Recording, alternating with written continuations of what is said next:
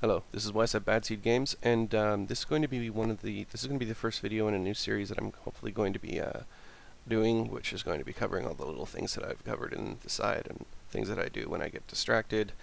It's going to be called the SideQuests, and these aren't meant to be a tutorial series per se. I mean, I'm going to be showing how I figured out a couple things, but for the most part, since they're not going to be considered tutorials, they're more going to be just ways that I kind of show how I've figured things out and how I've progressed. Now, the stretchy bone rig in this one is something like this. Now, if you might ask what is a stretchy bone rig and why would I use it, a stretchy bone rig is basically a rig that has a set of bones that can squash and stretch and will deform the mesh accordingly. Now, when it comes to using this in a standard modeling package on its own, this is okay, but the thing is, there are a couple things that need to be done because the main aim of making this rig is making it compatible in Unity. One of the things that I've been told many times before, and I refused to completely believe it as absolute fact, is that a lot of game engines just don't like handling the scaling of a bone system.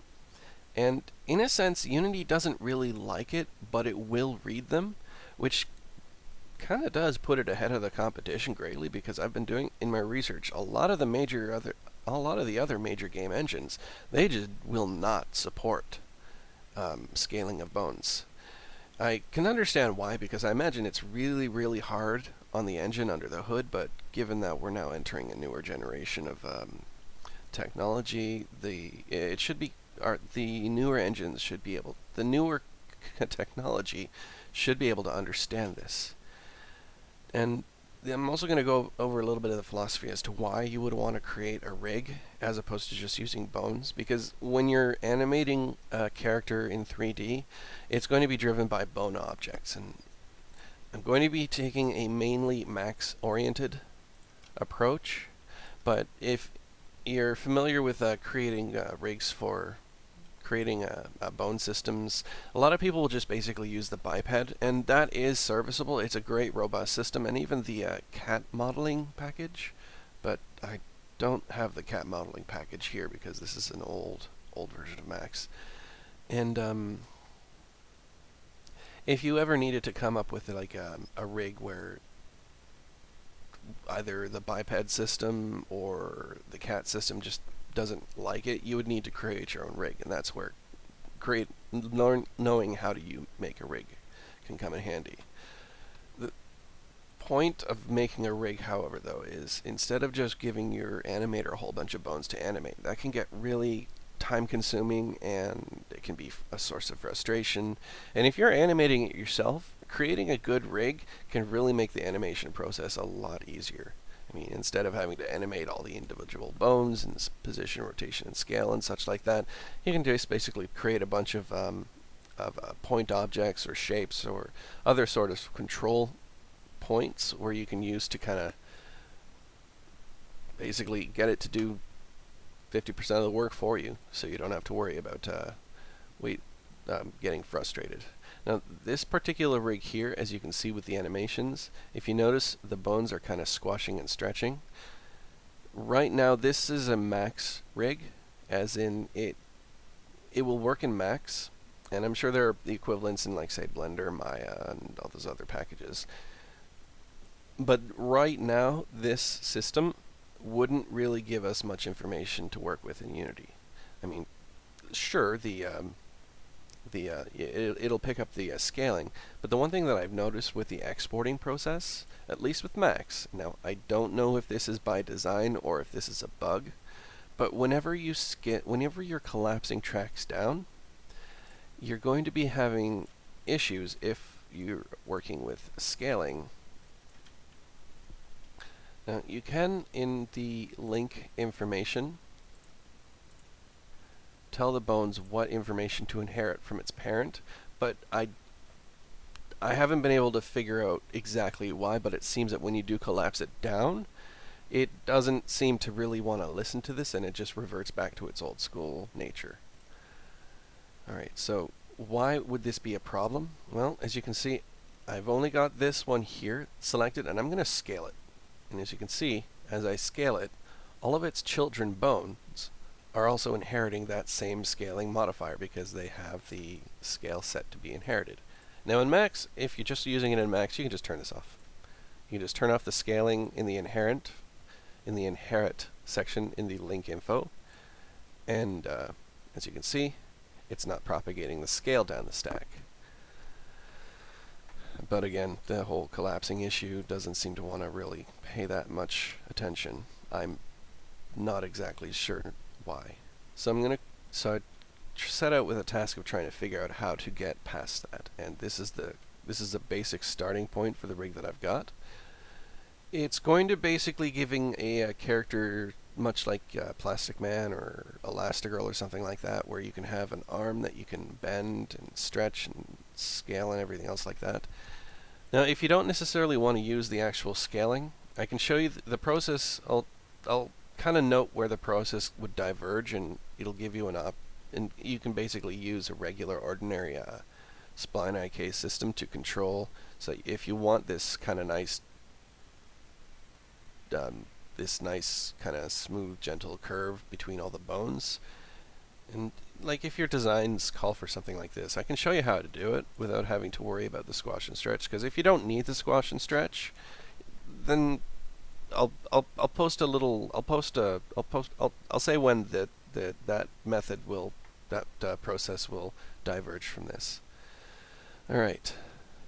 Now, please understand though, these are not meant to be tutorials. These are just me more shooting from the hip and kind of playing around. So in the SideQuest series, and either this video or future videos, I'm probably going to be making mistakes, and if you're a seasoned pro at whatever it is that we're covering in this SideQuest, you're probably going to be shaking your head, or you might question my sanity or something like that. That's okay. All I'm looking for is something that'll give us a basic approximation, and these are not meant to be like professional, high-quality Hollywood rigs. They're just enough to get the idea across and enough to kind of work with it. Now, there are great starting points. Well, I hope there'll be great starting points. But past that, use these tricks and techniques on the SideQuests at your own risk. And make sure that if you are going to follow along, use a fresh scene and make sure that everything's reset. Because I cannot guarantee that once we get into the really hefty stuff in creating this squash and stretch capable rig, once we get to the really hefty stuff, we're going to be playing around with some of the guts of the actual systems, and doing things wrong in that step can actually result in a lot of really ugly results. Alright, so let's get started. Alright, so I'm just going to reset the scene, clear everything out. Again, brand new, fresh, so that we have a clean slate. Now, as you can notice, there was a nice smooth curve that it was controlling it, and this is done by using a spline as its basic driving engine thing. Now, let's see, let's give it a different color. Alright, oops, there, okay. Alright, now as it stands, you can, when you're creating a spline, there are, the spline IK system which we're going to be using will create control points based on the number of vertices you have in that spline, and they will order them in order of them being created. So since this was created first, that'll be the equivalent of the shoulder, since for this tutorial, let's assume it's going to be an arm. So this will be the shoulder, here will be the elbow, and this here will be the hand. Now right now, they're straight, so let's give them a nice curve. So I'm going to use smooth, but if you wanted to use Beziers or Bezier corners, you could, but for this one, let's just use a smooth. Now, I've seen some people use Beziers to good effect, so good on them. That's awesome of them, but that's something that I haven't yet figured out, so I guess maybe when I figure it out, I might post a post-mortem to this particular series, to this particular SideQuest or something like that. I don't know. Alright, next thing we need to do is we're going to create a spline IK system. Now I'm just going to use the standard spline IK control that is a modifier in Max. And there are other ways you can go about making this work. Okay, there are other ways that you can make the system like that, but we just want to get this going. Alright, so let's give it that color, make it easier to see. Alright, now the way that I had that set up is I'm going to show you basics of what a stretchy bone is first before we get too far. Alright, so a stretchy bone, as the name implies, is a bone that stretches. Now, there are a couple ways you can do that, but the way that I'm going to be showing right now is we're going to be using point helpers.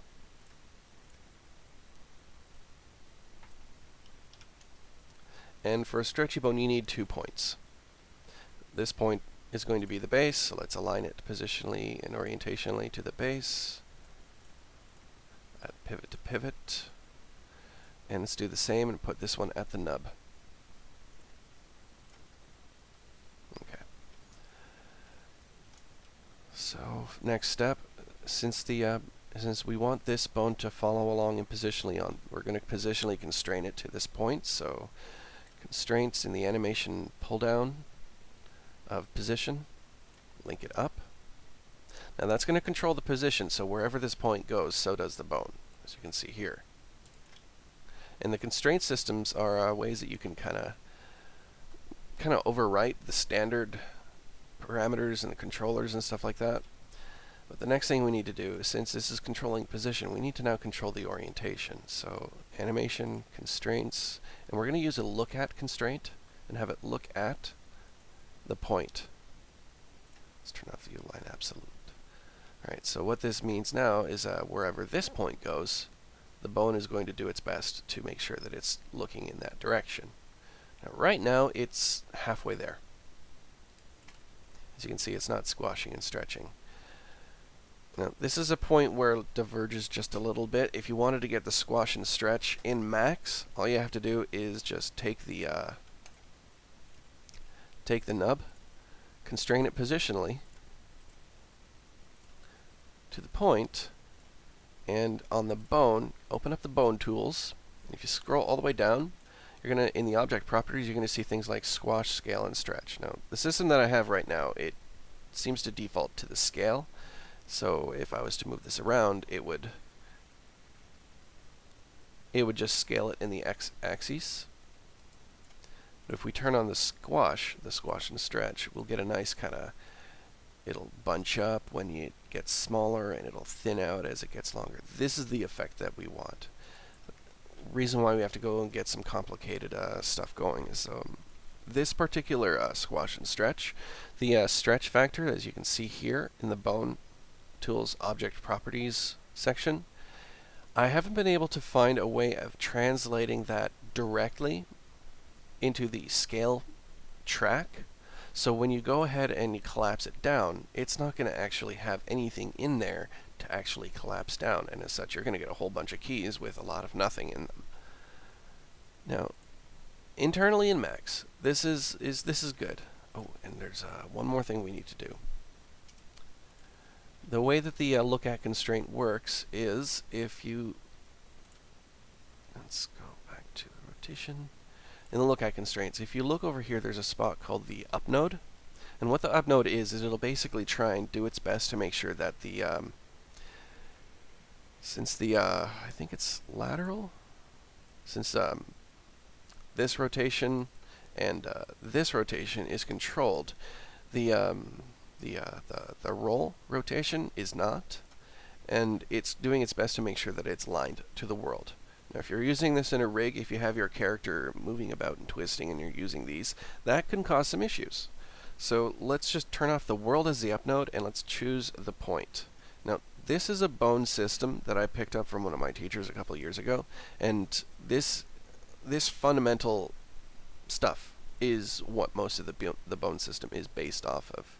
Now, I'm going to post a link in the description if you wanted to check out his website. His name's Paul Neale. He's excellent teacher. He is an accredited master at technical direction and rigging and all that stuff, and he does offer classes. So if you wanted to take your knowledge of rigging and that type of thing up a couple notches, absolutely check it out. I think they're about $90 to $100 for a class. But given what you'd be learning, that's a heck of a lot of information and very worth it. Okay, but so now that we've got the up node selected, if we rotate the point, it's now going to be pointing. Its roll is going to be in line with this point, so it's not going to be controlling, like, say, the pitch.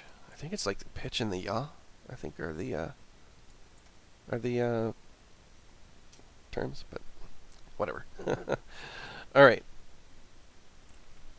Alright, so now that we've got this started, how are we going to get this translated over here? Well, a couple ways. First off, let's get rid of that. Since we're going to be using points, let's create some points. Let's make that 6. Oops. Okay. Now, we're going to be using a path constraint system. And what the path constraint system is, it'll control its position so that it is in line with a spline. And since we're using the spline IK, we have a spline that we can use. Now, the bone system that I had in the demo is 6 bones. And since a stretchy bone would need a starting point and an end point, we're going to need 6 points plus 1 for the end point of the last bone in the stack. So let's make 6 more. Alright. Now, how do you put on a path constraint? It's actually really easy. In the animation pull down in Max, just click that, go into constraints, and in here there's going to be something called path constraint. Now you click it, and then you click on the spline that you want it to be controlled on. Now by default, however, though, when you put on a path constraint, as you can see, the point is moving along the spline. We don't need that information, so let's just delete the keys like that. As you can see, it's now like that. Alright, so let's do the same for the rest of them. Let's just highlight them all. Animation constraints, path constraint, here. And get rid of the keyframes. Now that's good. The thing is, if you look in the actual hierarchy thingy, they're all default names, and that's going to get kind of confusing as we get further. So I'm just going to pause it, and I'm going to rename them so that they're a lot easier to understand. Alright, so okay, so I've gone ahead and I've named them accordingly. The point, these are going to be like the shoulder, the control points, and these are all going to be the points that are going to drive the bones. Alright, now you see they're all at that one point, so let's figure out how we can actually get them, where we need them to be. Now this is going to be using the percentage along path option. And as you can see, if you drag it up and down, it will control the various, how far along the path it is. Now, since it's working with percentage, if you pop it above 100, it's just going to snap right back to its origin point. When you animate it, I mean. So, let's see. Let's put in 101. The spinner, if you're using the spinner, it's not actually going to let you go above 100, but if you key in the frames, it will let you go above 100, but we don't need it to be there. So we're going to, I'm going to be placing them equidistant along here. Now you could easily just say, okay, I want it to be roughly around here. That's going to be 0.4, or you can just drag that around here and such like that. You can approximate it if you want, but you're going to have to take a couple extra steps in the later end. So just to make sure that things are a little bit easier, let's make sure that everything's, well, simple. Actually, you might need to do a couple extra steps anyways, but we'll figure that out as we go. And I'm going to pause it now, and I'm going to take all the points and place them equidistant along the spline. Alright, so now that that's been taken care of, we've got the points that are now equally along the actual path itself. Now, if you take a look in the percentage along path, 0.1 is at 0, 0.2 is at 16.66, 0.3 is at 33.33, and all along up the stack. The way I did this, I basically took 100 divided by 6, and then I got the distance increment. So 16 plus 16 is 33, 16 plus 16 plus 16 is 50, well, 16.66 is the 16.66 recurring is the value that I got. Now, since this video is taking a little bit longer than I thought, I'm going to have to split this up and do the next part in the next video.